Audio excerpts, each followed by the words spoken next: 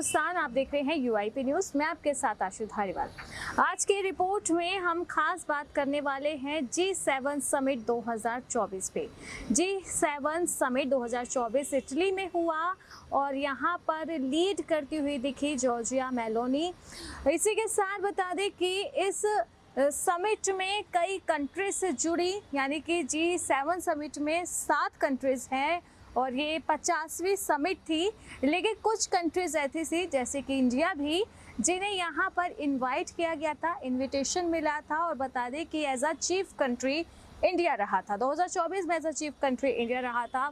और अगर यहाँ बात की जाए इस पूरे समिट की ग्रुप फोटो की, तो prime minister Narendra Modi centre में रहे थे, यानी कि सेंटर ऑफ अट्रैक्शन की जगह दी गई हुई थी। तो ये समिट बता दें कि काफ़ी पॉपुलर रही। पीएम्स के वहां पहुंचने का, समिट के चलने का, इस बीच क्या बड़े मुद्दे हुए, क्या बड़ी बातें हुई और समिट खत्म होने का, ये पूरा कवर किया मीडिया ने। लेकिन एक चीज जो कहीं ना कहीं मिसिंग दिखी, वो थी इस समिट की नेगेटिव साइड। दरअसल बता दें कि हर चीज के दो पहलू होते हैं, एक नेगेटिव, एक पॉजिटिव। पॉजिटिव साइड मीडिया ने दिखाई, लेकिन नेगेटिव भी बहुत सी चीजें हुई है। लाजमी सी बात है, घर का फंक्शन हो या राष्ट्र का कोई बड़ा समिट, हमेशा कहीं ना कहीं नेगेटिव मुद्दे आ ही जाते हैं। तो इसमें भी, समिट में भी देखने को मिले। दरअसल बता दें कि इस समिट पर जो इजराइल है, अब वो कह रहा है कि ये चोरों की समिट थी, यानी कि वो समिट जो वर्ल्ड वाइड थी, जिसमें हर देश को, बता दें कि काफ़ी सारे देशों को इन्वाइट किया गया था। 7 देश प्रमुख थे, इंडिया यहाँ पर चीफ कंट्री थी। और इसी के साथ मेलोनी ने जिस तरीके से सबको ग्रीट किया, वेलकम किया, ये समिट हुई, सबके साथ सेल्फीज ली गई, ग्रुप फोटोज हुई, यानी कि हर एक बड़ी से छोटी अपडेट मीडियाज ने अपनी अपनी कंट्रीज में इंटरनेशनली भी प्रेजेंट किया। और ऐसे समिट पर सवाल उठाए जा रहे हैं कि ये चोरों की समिट थी, ये चोरों की बैठक थी। क्यों चोरों की बैठक थी, ये सबसे बड़ा सवाल है। क्योंकि जिस तरीके से इजराइल और यूक्रेन के बीच का जो वॉर हुआ, उसके बाद से इजराइल से जो बाकी देश हैं, उन्होंने हल्की दूरी बनानी शुरू कर दी थी। और ऐसे में बता दें कि पुतिन यहाँ पर खासकर नाराज दिख रहे हैं। यूनिक स्टेटमेंट है कि ये चोरों की बैठक थी, क्योंकि बता दें कि इस वॉर के बाद जो इजराइल की कैपिटल थी, यानी कि हर देश अपनी मुद्रा को, अपने जो सोने चांदी, कोई अजीज चीज़ें, महंगी अजीज चीज़ें, और इसी के साथ करेंसी दूसरे देश के पास रखवाता है। इसलिए रखवाता है कि अपने देश में कोई भी आफत आए तो आप उन करेंसी को तो इस्तेमाल कर ही लेंगे। इसी के साथ वो एक दूसरा देश जो है यहाँ लोकर का काम भी करता है कि वो सेफ है, उनके हाथ में।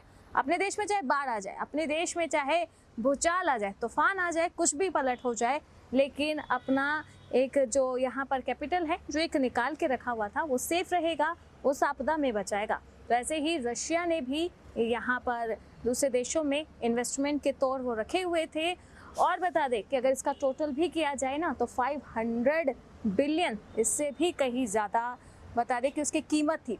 और ऐसे में जो G7 की यहाँ पर बता दें कि जो इसमें कंट्रीज़ हैं, उन्होंने इसी रशिया के उन्हीं पैसों में से यूक्रेन को एक लोन दे दिया। और लोन भी इतना फ्लेक्सिबल दिया कि यूक्रेन से कहा गया, जैसा आप चुकाना चाहे आप वैसा चुका सकते हैं, यानी कि कोई हार्ड एंड हार्श रूल नहीं थे।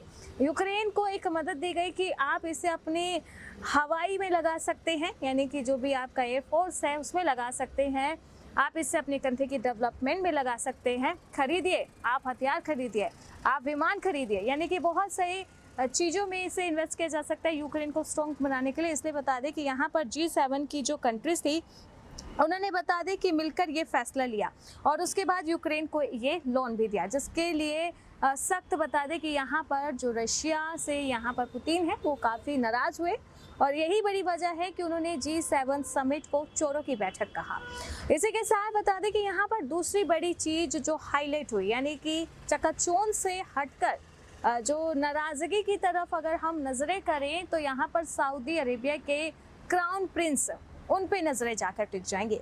दरअसल उन्हें भी इनविटेशन मिला था, लेकिन वो पहुँचे नहीं। वजह यही है कि जो रशिया यूक्रेन का वॉर हुआ और जिस तरीके से बाकी कंट्रीज़ ने यूक्रेन का सपोर्ट किया, कहीं ना कहीं उन्हें भी लगता है कि G7 समिट में जो कंट्रीज़ हैं, वो इस लायक नहीं हैं कि आप उनके साथ खड़े हुए, आप उनका साथ चाहें। उन्हें भी लगता है कि शायद मेरा वहाँ जाना ज़रूरी नहीं है, इसलिए वो वहाँ नहीं पहुँचे। अब खबरें ये फैली थी कि क्या उन्हें इनविटेशन नहीं दिया गया।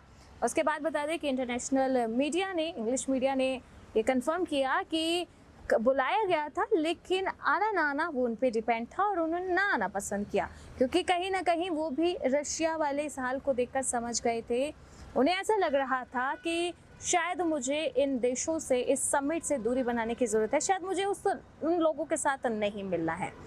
इसी के साथ बता दें कि यहाँ पर तीसरा बड़ा मुद्दा बना था फ्रांस और इटली की आपस में बहस जाना। जी हाँ, दरअसल बात करें कि जो जॉर्जिया मेलोनी है, उनका ऐसा मानना है कि जो इटली है वो पूरी तरीके से क्रिश्चियन कंट्री होना चाहिए, यानी कि यहाँ पर क्रिश्चियन कल्चर फॉलो होना चाहिए। क्रिश्चियंस की जो बिलीव्स हैं, जो मान्यता हैं, जो रूल हैं, वही फॉलो होने चाहिए। और ऐसे में बता दें कि बड़ा टॉपिक बना था अबॉर्शन का, क्योंकि यहाँ बता दें कि इटली में अबॉर्शन को लेकर यही रूल जो है लाने की कोशिश की जा रही है कि अबॉर्शन कभी ना कराया जाए। वैसे बता दें कि अबॉर्शन एक मेडिकल नीड है।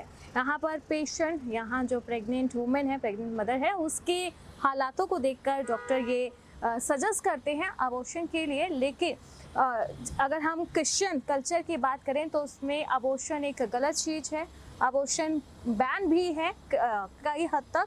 तो उसी बात को लेकर मेलोनी भी अब अपनी कंट्री में यही कल्चर लाना चाहती है और वो चाहती है कि अबॉर्शन पूरी तरीके से बैन हो जाए, अबॉर्शन जैसा कोई नाम ही ना रहे कंट्री में। लेकिन फ्रांस का कहना है कि क्यों नहीं रही नाम, क्योंकि ये एक मेडिकल नीड है और अगर किसी भी पेशेंट को, एक प्रेग्नेंट मदर को इस चीज़ की ज़रूरत है, अगर अबॉर्शन की ज़रूरत है उसकी अपनी लाइफ बचाने के लिए, तो उसे ये स्टेप उठाना चाहिए।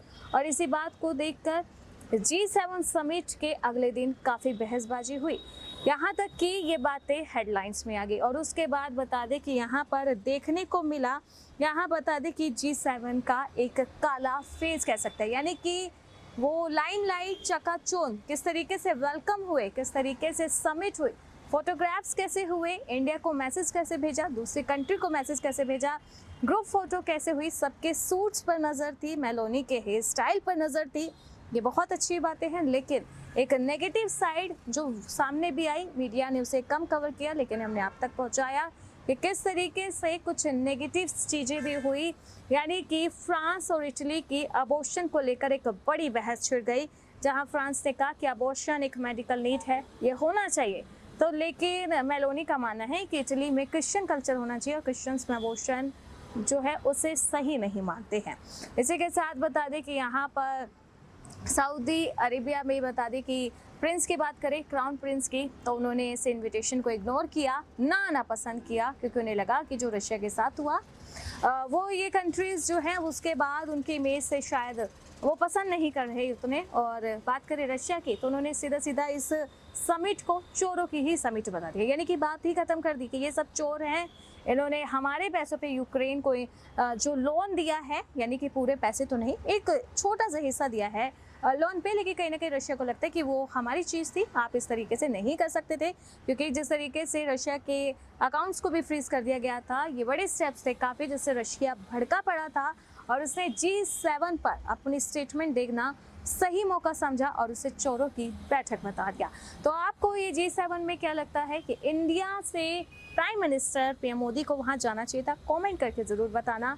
हमने आपको पॉजिटिव साइड भी G7 की बताई थी जब G7 हुआ था, लगातार उसके विजुअल आपके साथ शेयर भी कर रहे थे, और आज ये नेगेटिव साइड भी बताई कि किस तरीके से वहाँ पर कुछ नेगेटिव चीज़ें हुई है। बाकी ऐसे ही देश और दुनिया की तमाम बड़ी खबरों के लिए आप देखते रहें UIP न्यूज़।